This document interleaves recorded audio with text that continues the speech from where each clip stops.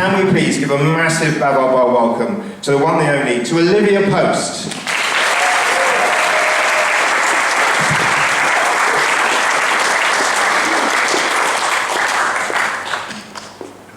Thank you. Yeah, so I've come tonight to talk to you about my life in latex. A sticky subject for a hot night. Or a hot night for a sticky... No. So hopefully with my slides I can let you know where it all started. There we go. Thank you. So unfortunately I'm not Olivia Colman. I mean, unfortunately for me that I don't have the her success or her money, but actually I do share a lot of passions that are similar to Olivia Colman, because all my life I've wanted to be an actress, and there you can see an early photo of me. I grew up in this area. That's me performing in school in a Christmas carol. And then later on in Bexhill in a show called Crafter, and I played a character. I finally got I got my first ever news review which said, "The drunk under the table, beautifully played by Olivia Post," and I'm still living up to that now. So. But yeah, so that's my start into my career, and I didn't have a very wealthy background, so I wasn't one of those children that had loads of dance lessons or anything like that. But nevertheless, I was determined that this was going to be my career, so I pursued it. And I had this idea: start small, but dream big. So there I am in West, Stephen Berkoff's West, and having my eye clearly set on the Oscars. And I was very lucky because I won a scholarship to go to drama school. I was one of 2 people who won a scholarship in this area. So I just thought, well, this really is amazing. I'm clearly destined to be Olivia Colman. And here you can see in the next slides that my career's progressing, getting closer to my Oscar Academy dream. There I am, one of my first professional roles as a monkey. I told you I'm very closely connected to Olivia Colman, I'm sure, I'm telling you. And yeah, I hosted some big shows, so sort of dabbled a little bit in presenting, and then my career took a turn into Europe, and again, another big starring role for me. I played the role of the bus conductor on the red bus that toured around Germany for 6 months. And you can see one of the headlines there, and it says, in German, how brilliant I am, and in the rotten bus, which I always thought was quite appropriate, really. But yes, you learn a lot of things at drama school, obviously how to do your craft, and the golden rule of acting is you always say yes. So, can you speak German? Yes, I can. And I went over to Germany knowing how to say my name, I loved you, and how to order a pint of beer. I had a great time in Germany. And so yeah, one of my golden rules, always say yes, and then worry about how you can do it later. So came back from Europe, and jobbing in between my great acting jobs, I was asked to do a party, a children's party. And the question I was asked was, can you make balloon animals? Obviously, I said, yes. Yes, I can make balloon animals. I'd never made a balloon animal before in my life, but nevertheless, I got myself a kit. And I was asked this on Monday, and the party was on Saturday, and I thought, this is fine. I mean, I can learn lines. There's nothing difficult, I'm sure, about learning how to make balloon animals. So I had a kit very similar to this. The only difference was the kit I had didn't have a pump like that. It had a little hand pump that I had to do this action with, but that was fine. And living up to my previous review of being the best drunk under the table, took my kit to the pub to learn how to make balloon animals for the party on Saturday. And I made my first ever balloon animal, so I'm gonna show you an example of what I made. The anticipation, honestly. This was one of the first, and in fact it was one of the most complicated animals in the book. And it was a book of about 14 pages, and this was about page 12. So by the time we got to this level, you were really advanced. And this is what it is. There you go. Thank you. And actually this was even more advanced than me at the time, because I've drawn eyes on this tonight, but at the time I hadn't progressed to using pens. But yes, in case you don't recognise this, and I can't imagine that you wouldn't, but just in case you don't, this is a parrot on a swing. It's on a perch. This balloon used to take me almost an hour to make, but nevertheless I mastered it, and I was, full of thinking this would be fine, I'm going to go to this party. It was a bit of a problem, because when I arrived there were 30 children, and I realised that you had to make balloons very, very quickly, and we've only been booked for 2 hours. But I didn't actually make the parrot that day. But, anyway, I managed to do the party. It was a mixed success, I would say, and some of my later models were definitely the snake versions. And the other thing that happened was I got repetitive strain, because this pump doing this all the time, I ended up with a bulging wrist. So, but anyway, I left the party thinking, well, I can't imagine I'm ever going to do balloons again. But then a friend of mine said, oh, I've joined this balloon club, would you like to join? I said, yeah, why not? Because I've done balloons now, so I'm a bit of an expert. I'd like to go to a club. So we went to a club, and at the club they said, you need to go to Belgium, because there's going to be this amazing event. It's called the Millennium Jam. So, of course, I went. Always say yes. The Millennium Jam. It wasn't in the year of Millennium, just to confuse you. And when we arrived there, that's the foyer. And that was the first sight, really, that I saw, and I couldn't believe it. I mean, that is a pretty old photo, it doesn't really do it justice, but the entire foyer had been decorated with balloons, and I was unbelievably excited. I know it does seem a bit sad to be that excited about balloons, but I was, and literally, that moment changed my life, because from that point on, I've become obsessed with balloons, and I am a real lover of latex. This is some pictures taken from that event, and there are thousands of, well, a few hundred balloon artists, really from all over the world, frantically blowing up balloons. And I was sort of in that place, and by the way, there was a bar, it's Belgium, and a beer, so still the link with alcohol carries on. I might explain why I was also so addicted to balloons, always seemed to be coupled with a beer. But it was an unbelievably exciting time for me, because I was just surrounded by these crazy people and showing me things that I couldn't believe you could make with balloons. And you can see there, people sort of trying out different things. But this, that photo over there is the fashion competition. So that's a person dressed head to tail in balloons. And this is the life-size model competition. And the skill was just breathtaking. I've literally never seen anything like it. And I've been to 2 of those. They've stopped doing them now. But the second one I went to, I helped to build that maze. And yeah, it was absolutely exhilarating for me. So I carried on my passion of balloons, and it's literally taken me all over the world, and I've been able to make and experience some amazing things. So this is something I've made. It was pushed in a pram. I've made a film with this, and I've competed and performed with this, which was turned into a film in Vegas. There's me working for Yamaha music company. And the one over there is some costume that I made for a private club in London when they were doing a big promotional event. But I've also made lots of other different types of things with balloons, because they've just inspired me so much.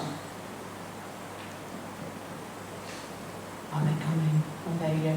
That's me performing. I performed in Canada, so I performed 2 shows as a balloon artist with a background of balloons, well, a balloon film that runs that I also make. I make balloon puppets, and it's ridiculously sad. I make balloon puppets, record a soundtrack, and then I have to film myself squeaking the puppets' mouths exactly in time to the soundtrack, and then I record a whole load of things that laboriously take forever. I mean, film is notorious for that anyway, but imagine relying completely on balloons. And almost every scene I make, I never think I would limit myself because I'm using balloons. I always think of the story and then worry about how I'm going to do it, and some of it is ridiculously laborious, but nevertheless it is my passion, and so I do it. So just before COVID I was asked to perform for a week in Canada, so I performed 2 of my shows in Canada, and the entire event was also made up with other balloon artists over the world. I've also performed this show in Japan and also in Vegas as well, so who would have known that it would take me all over the world, really. It's crazy. I'm inspired by balloons, it doesn't matter whether they're inflated or not. So here's some, I just skipped that, didn't I? Let me try it again.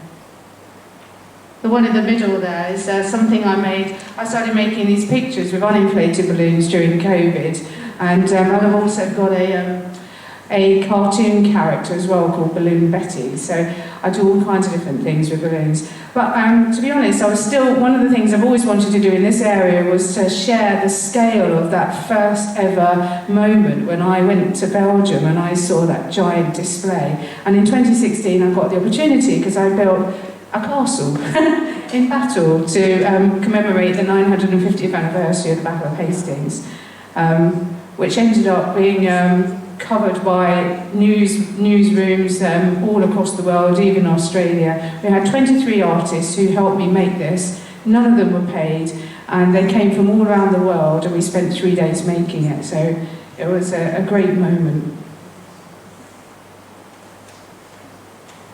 So that's me and my love of latex.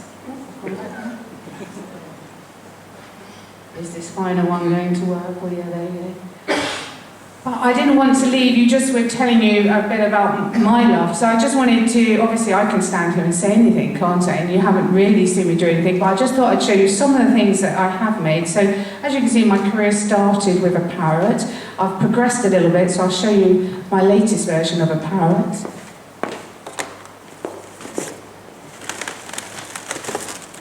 This is my latest version of a parrot. Thank you.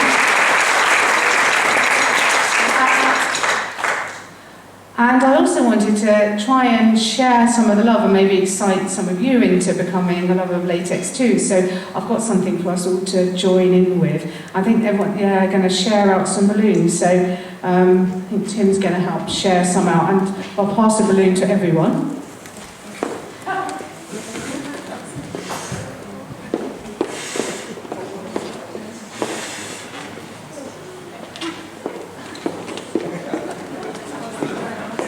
My pump size has also progressed, actually. So this is the latest version. It is damaged from overuse, and this comes from America, but yeah, it's slightly easier on your body than the tiny hand pump that I had originally.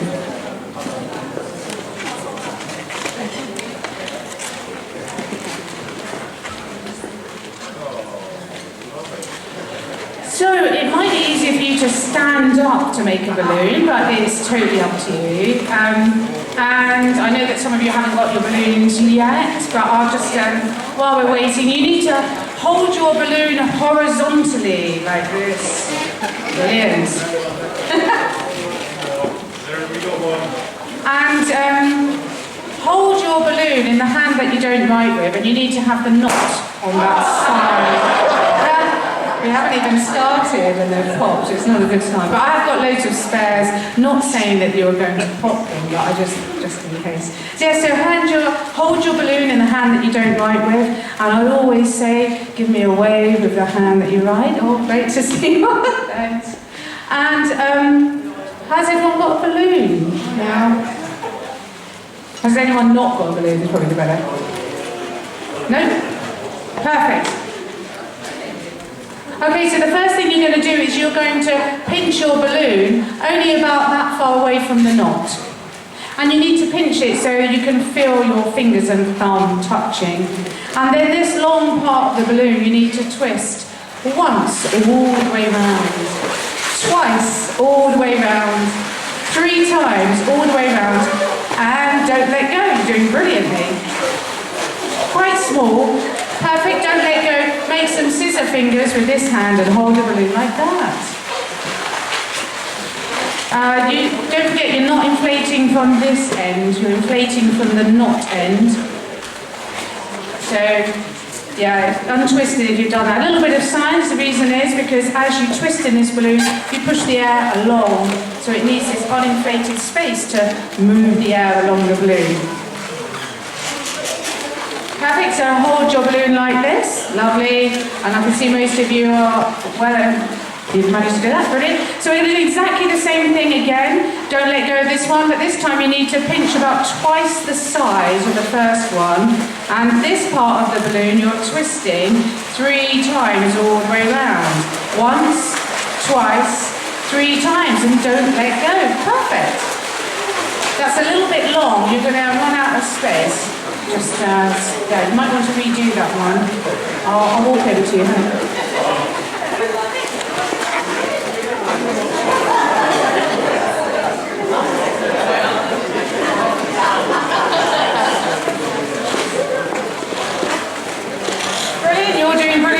So now what you need to do is, you see this bubble in the middle, we're going to bend that bubble, and the best way to do that is to hold these 2 bits in the middle just by the tips of your fingers, and this bubble in the middle you need to bend like a sad face. And when the 2 ends touch, hold it in one hand. Keep going, it's fine, don't worry if it pops. Keep going, that's perfect. And when the 2 ends touch just like that, take the loop and twist it once, twice, and now you can let go. Brilliant, brilliant, well done. Don't worry if it pops. Tim can pass you this one.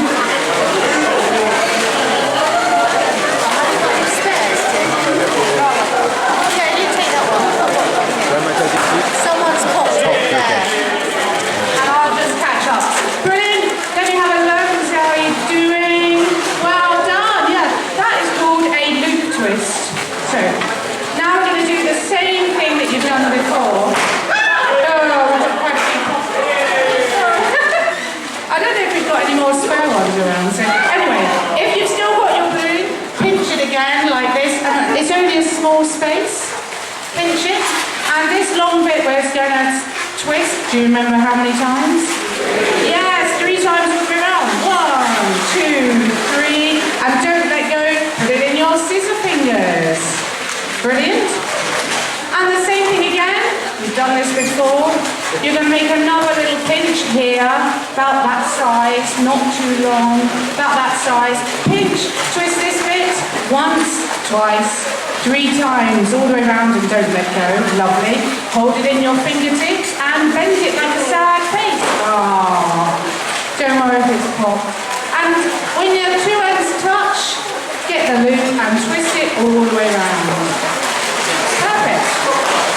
Oh no. I don't want to make you feel bad, but when I teach children, they never pop the balloons. Just saying. Okay, for those of you who are still in the game, well done. They're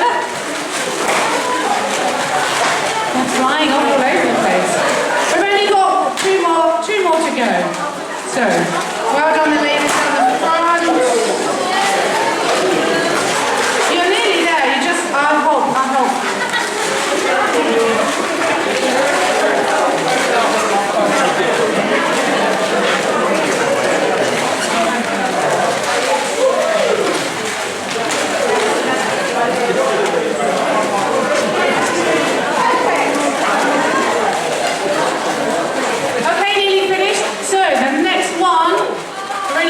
To go, I know you're going to feel sad about it. So we're now making his, that's his pair of legs by the way, so we're making his final pair of legs, so pinch here and twist this bit 3 times all the way around. 1, 2, 3, and don't let go. Hold it in your scissor fingers. Perfect, well done. Now you've only got a little bit left, we need to save some for the tail. So I am pinching mine about here. You've probably got a similar size. Leave a little bit. Give it a pinch, twist this tiny bit 3 times, 1, 2, 3, all the way around. Exactly the same as we've done before. Don't let go. Bend it like a sad face. Just like that. Perfect. And when the two ends touch, hold it in one hand. Get the loop and twist it once. Yay! And you should have a loop door. Yay! Well done. And it's... Yeah, that's coming. Keep going. You're nearly there. Perfect. And if any of you have got a little uninflated tail left, you can put it in your mouth and suck, just like this. And give it a little tail. Some of us are better at those skills than others. And there you go, there's a little job. Nice sucking technique going on over there. Perfect result, obviously well practiced. So, well done, give yourselves a big clap, and I hope you're going to be balloon artists of the future. If you would like some ice for your balloon, come and find me, because I did bring some sticky ice for you. And one last thing, I'll show you so this is the first dog that I learned to make from that balloon book all that time ago. And this is my current version of a dog.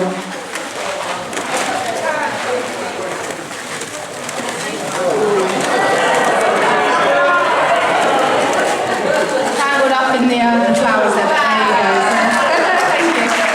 Thank you very much. Olivia Poe, ladies and gentlemen.